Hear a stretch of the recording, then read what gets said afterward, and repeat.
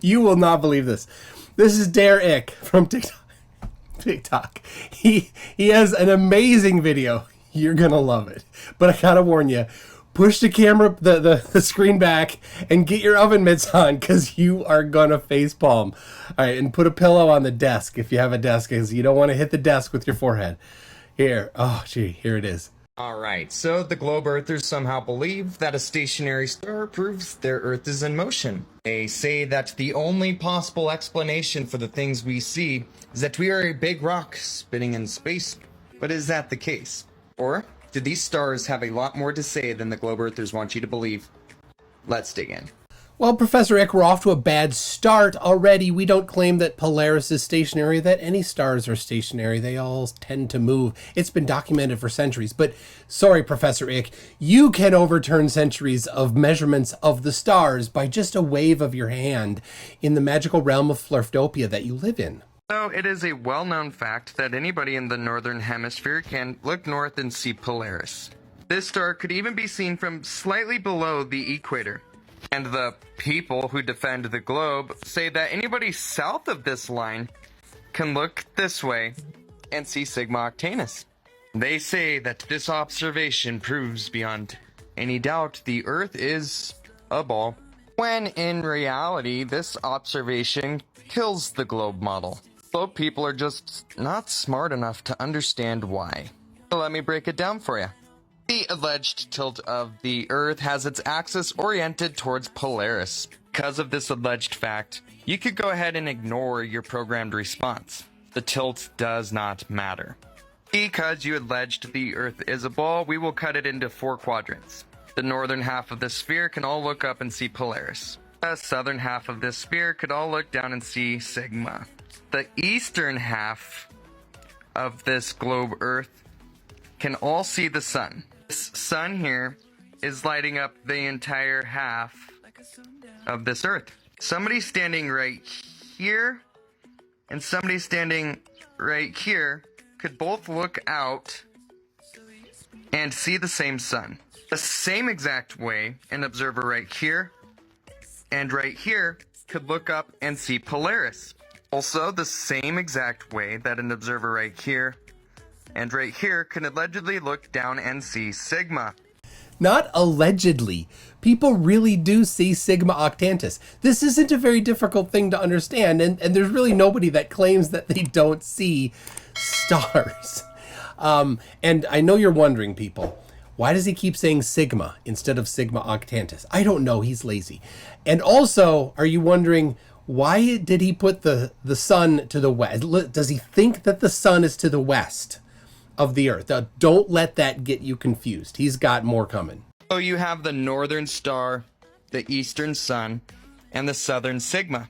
Yes, he did just swap east and west. Globe people, why is there not a star over here that an observer from right here and an observer from right here could both look out and see the same star? If this garbage model were correct, there would not only be a northern star, a southern star, an eastern sun, but there would absolutely have to be a star in the west that could be seen from way down here and way up here. Guess what? There's not.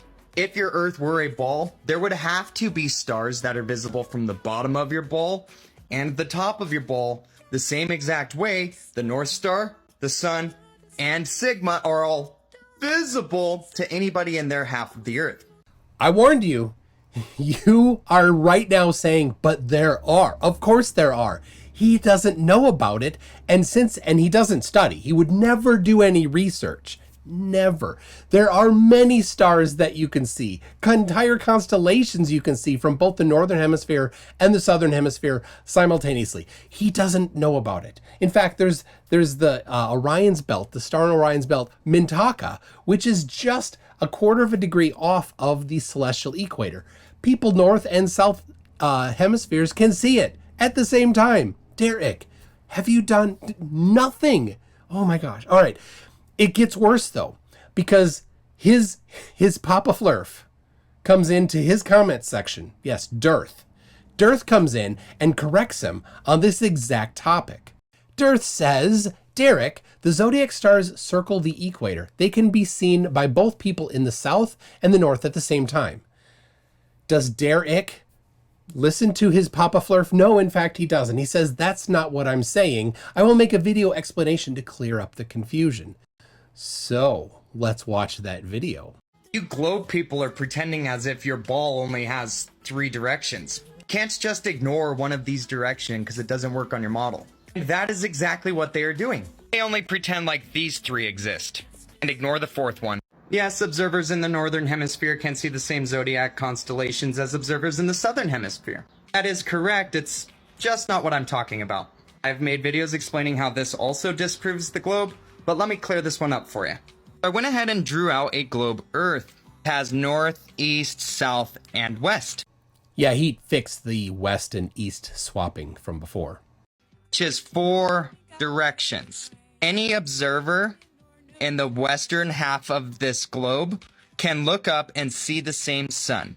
Any observer in the northern hemisphere of this globe can look up at nighttime and see Polaris. Allegedly, anybody in the southern part of this globe Earth can look down and see Sigma. That is 1, 2, 3 directions. We already established that this globe has 4 directions. What you were talking about is an observer in the 1 through 4 position. Any observer in these positions can look up and see the same stars. However, the observers in the southern hemisphere will see the stars upside down than observers in the northern hemisphere, which is impossible on a globe. Now, I don't know why he thinks it would be impossible on the globe for constellations to appear upside down, whether you're the northern or southern hemisphere. Makes no sense at all. It completely is possible and required on the globe. And I have to take people to task. If the Earth were flat, in their goofy idea, northern and southern circles, things would appear upside down as well. Don't bring that up as evidence for the globe, because it's not. Again, that is not what my video is about. Observers on the extreme west and the extreme east equator line can look up and see Polaris. Take note of their location. It works the same way an observer in position 10 and 9 can also look over and see the same sun. And again, an observer on the extreme west and east equator line can also look down and allegedly see Sigma. What I am talking about is observers in position 7 and position 8. Right on the other side of this dividing line, observer 10 and 9 can see the same sun. The sun is much closer than the stars. What that means is you should be able to see the sun from less positions on Earth than the stars. If the sun is allegedly closer than the stars, how come there is not a star that could be seen from position 7 and position 8 looking outward to see the same star? There would have to be.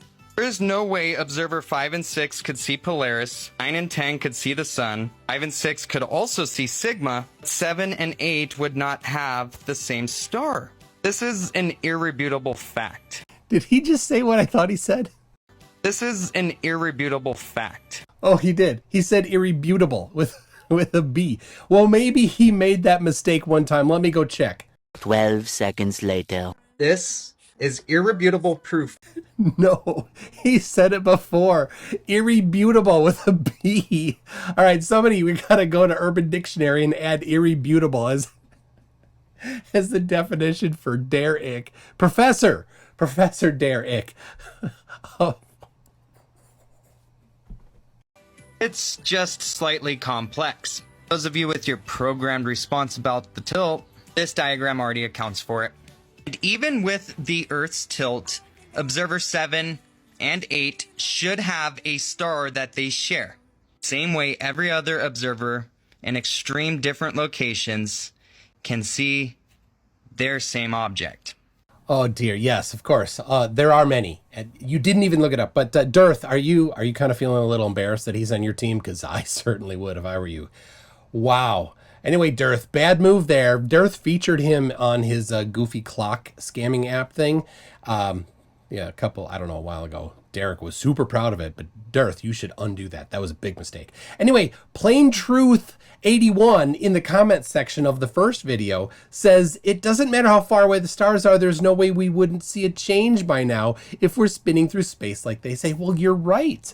And it's been measured and documented for centuries. In fact, you can get your own copy of it. Just go get the Nautical Almanac for any particular year. It documents the position of the star throughout that year. You can go back to the 1700s. They're all online for free. You didn't do anything. You looked up nothing. Oh dear. These people, they don't care. They're allergic to research is what they are. You may remember that a couple weeks ago, I featured Derek in a video. In that video, he talked about this weed that he saw and thought was strawberries. I'm over here at the park, just walking around, and I found this massive field of strawberries. And they are actually malva or mallow. And in the comments to that video, somebody corrected him and said, no, it's not strawberries. It's malva. And what does he do? He doubles down and insists that he's right and they're wrong. There were a few people that did this. He completely ignored that. Well, Derek, then after that, he went on to offer a lecture. We live in a society where it is more normal to grow grass and mow over the food than it is to grow the food. On feeding people that are hungry and that need food. And a very good and worthwhile topic. I'll come back to in a second. He also has opened up an invitation to debate. I accepted that debate challenge in my previous video, and I even found a comment on TikTok that he put in there. I replied to him saying that I accept his debate challenge. I have not yet heard from him. Well, Derek, today is your lucky day. We're going to kill two stones with one bird. We're going to get this debate figured out, and we are going to do some real action here on homeless people or people that are needing food. In Bend, Oregon, there is an organization called The Giving Plate. Here's what we're going to do, Derek. Both you and I, we're going to debate. On the day of that debate, I will donate $50 to The Giving Plate. I'll document it. I'll put it up on my website. I'll put it up on TikTok, wherever, so you can see it. And of course, Derek, you'll do the same, right? You care. You do, right? Or was that fake? No, you do. Your heart reaches out for the people of Bend, Oregon. And I have no problem. I think it's a fantastic organization. I looked into them a little bit. And during the debate, here's what I'll do. On my channel, on my YouTube channel, I will give out the URL for people to donate money to the Giving Plate. And I will promote it during the debate. This could be a windfall for the Giving Plate of Bend, Oregon. So Derek, what do you say? You and me will debate. Let's do it mid-September. Give plenty of time to promote it and get the Giving Plate ready to receive this big windfall. So you can send me an email, mctoon@mctoon.net, or Derek, you could unblock me and just send me a DM on TikTok. Let's get this set up. Do it for the good people of Bend, Oregon.